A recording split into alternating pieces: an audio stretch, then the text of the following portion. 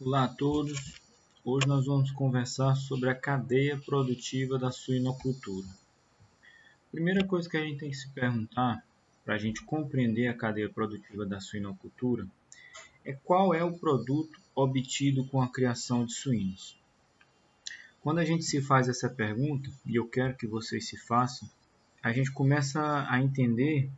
Primeiramente, a gente tem uma visão um pouco turva, que a gente acha que os produtos da suinocultura são apenas os relacionados à carne. Bacon, o pernil, o lombo, a linguiça. Sempre que eu faço essa pergunta nas turmas que eu trabalho de maneira presencial, essas são as respostas. No entanto, nós temos uma série de outros produtos e que isso pode alavancar, melhorar a rentabilidade da produção e estimular ainda mais a cadeia produtiva de suínos. Então, a primeira coisa que a gente tem que entender é que a gente pode separar uma granja produtora de carne e uma granja produtora de genética. Então, na granja produtora de carne, a gente pode fazer isso de maneira de ciclo completo, onde a gente desenvolve todas as fases de produção, ou a gente pode estratificar isso em ser uma unidade de produção de leitões, uma UPL, ou a unidade de terminação, que vai fazer a engorda, apenas comprar os leitões recém-desmamados ou saídos da creche e realizar a engorda desses animais.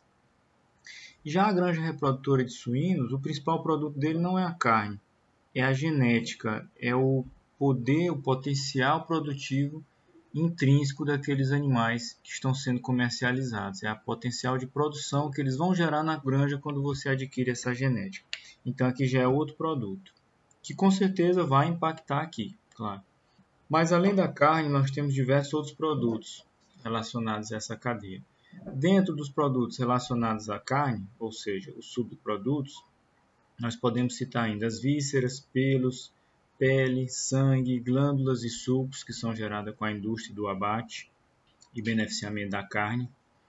Mas nós também podemos comercializar energia através da suinocultura, utilizando das fezes para promover a fermentação em biodigestores.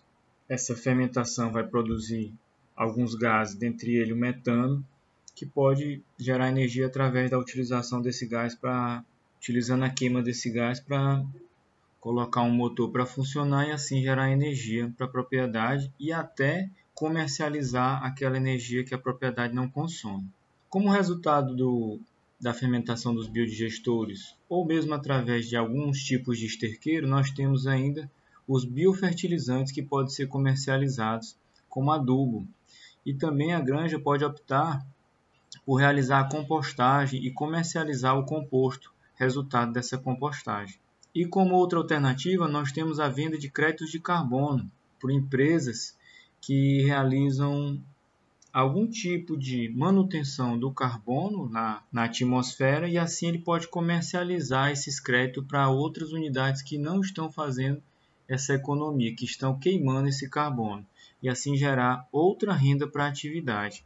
Ou seja, a suinocultura possui uma série de produtos que a gente, ou a maioria das pessoas, nem imagina que possa gerar. Então aqui está um exemplo, uma discriminação das receitas de uma granja gerada pela instalação de um biodigestor. Uma granja grande, 15 mil leitões, mas hoje já existem biodigestores para granjas menores. Está se popularizando essa tecnologia. Então aqui só com a geração de energia elétrica, ele economizou aqui 225 mil quilowatts. Se contabilizar o valor dessa energia, ele teve uma economia de R$36 mil por ano. Com a venda do biogás, ele gerou aqui uma unidade desse produto, o que gerou uma renda de R$18 mil. E a redução de não ter que ficar espalhando esse dejeto na propriedade, com aqueles carros específicos e caros para espalhar o dejeto, ele teve uma economia de R$180 mil. Então, só com essa brincadeira da instalação do biodigestor, promoveu aqui uma renda para a granja de R$234 mil por ano.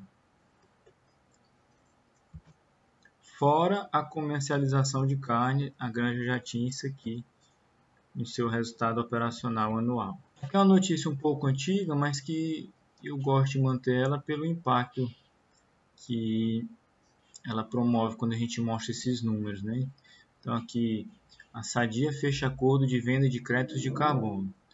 Então a Sadia é a primeira empresa brasileira do setor de alimentos a ser beneficiada pela venda de créditos de carbono, em operação na qual receberá nos próximos 10 anos entre 80 e 90 milhões da European Carbon Funding, 80 a 90 milhões de reais com a venda dos créditos de carbono. Então a estratégia do biodigestor pode estar associada com essa comercialização dos créditos de carbono e gerar essa renda adicional à propriedade. Aqui é uma miniatura, um resumo de como funciona a cadeia produtiva de suínos no Brasil. Então aqui nós temos a indústria relacionada com os insumos, onde nós vamos ter os principais insumos. Milho e soja, né? Vocês sabem que a produção de suínos e aves está muito ligada à oferta de grãos, além de outros grãos também. Desenvolvimento genético, são as linhagens que vão ser utilizadas. Hoje o suíno está saindo daquela questão só de raça, mas está também partindo para as linhagens, igual os frangos. Tem também a questão de medicamentos, vacinas, antibióticos, etc., que estão relacionadas à produção animal. Ligado aqui, nós temos os produtores, né? Sejam eles integrados ou cooperados ou independentes, nós vamos já explicar o que é cada um deles. Geralmente, as cooperativas e as integradoras fazem essa aquisição dos insumos e repassam para os seus cooperados integrados, já com a ração balanceada, já no ponto de ser utilizado. No caso do independente, ele vai comprar e ele vai elaborar a sua ração. Em geral também, as integradoras e cooperativas realizam o comércio dessa carne para sistemas com CIF, em sua grande maioria. Os independentes também podem mandar esses animais para abate em abatedouros com inspeção federal, mas o grosso vai para sistema de inspeção estadual ou municipal. Esses animais que são abatidos com CIF, eles podem transitar em todo o território nacional e também podem ir para o mercado externo, pode ser para exportação. Já o abate com serviço de inspeção estadual ou municipal só pode rodar ou dentro do estado, no caso do CI, ou apenas dentro do município, no caso do SIM. Então é um mercado mais restrito. Então o produtor independente ele tem um pouquinho mais de restrição de acesso a outros mercados.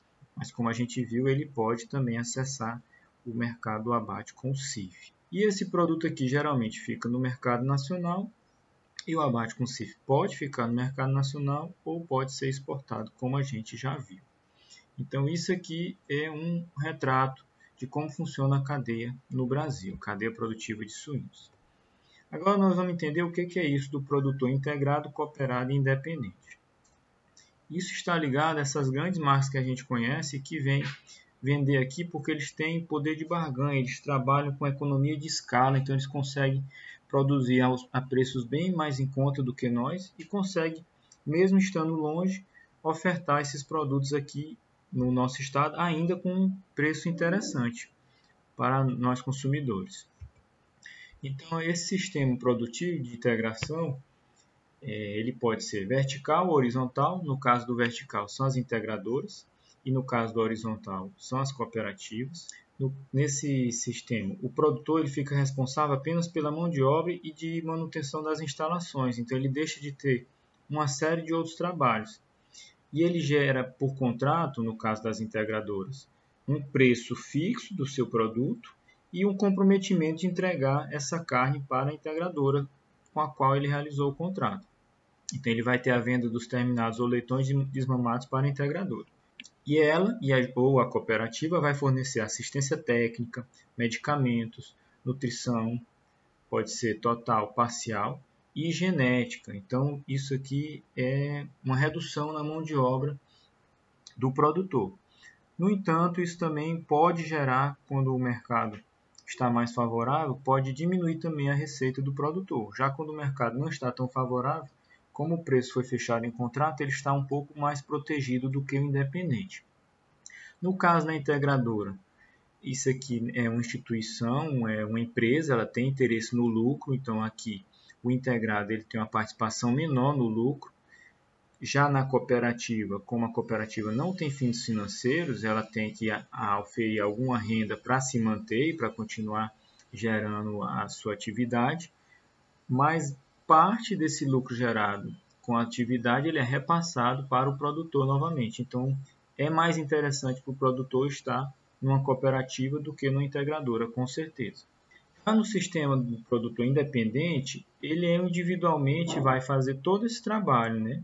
Ele vai comprar os reprodutores ou os leitões para engorda, ele vai comprar os insumos, ele vai comprar os medicamentos, os equipamentos, vai criar os suínos e vai comercializá-los.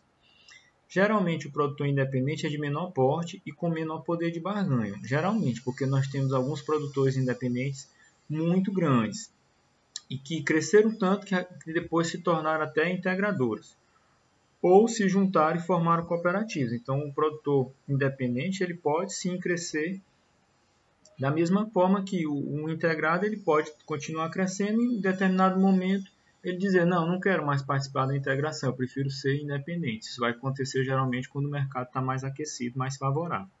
Só que esse cara aqui ele está mais sujeito à oscilação do mercado. Como ele compra sozinho os insumos, na época que o insumo estiver mais caro, ele não tem muito poder de barganha para negociar esses insumos. Já a cooperativa que compra carradas, compra navio, compra caminhão de insumos, isso aqui ele tem mais poder de barganha, né? A integradora e a cooperativa. Então, nesse processo aqui, geralmente o independente, principalmente quando ele é menor, ele vai sofrer mais. Ele tem uma porcentagem da sua renda que fica comprometida nessa falta de economia de escala. Já quando o mercado está bom, está aquecido, há uma demanda, uma procura forte por carne, esse cara aqui também tem condição de se beneficiar mais, porque ele pode acompanhar o valor do mercado. Já o cara que fixou o preço lá no contrato, ele está amarrado naquele contrato, ele vai repassar os leitões naquele preço fixado. A companhia a integradora vai passar a ração, vai ter assistência técnica, etc. E isso tudo tem um custo. Depois que ele entrega o leitão a determinado valor, esse custo é retirado desse valor e é devolvido apenas uma parte, a diferença em dinheiro para esse produtor. Por hoje era só, espero que vocês tenham entendido. Qualquer coisa, mandem as dúvidas. Até a próxima aula.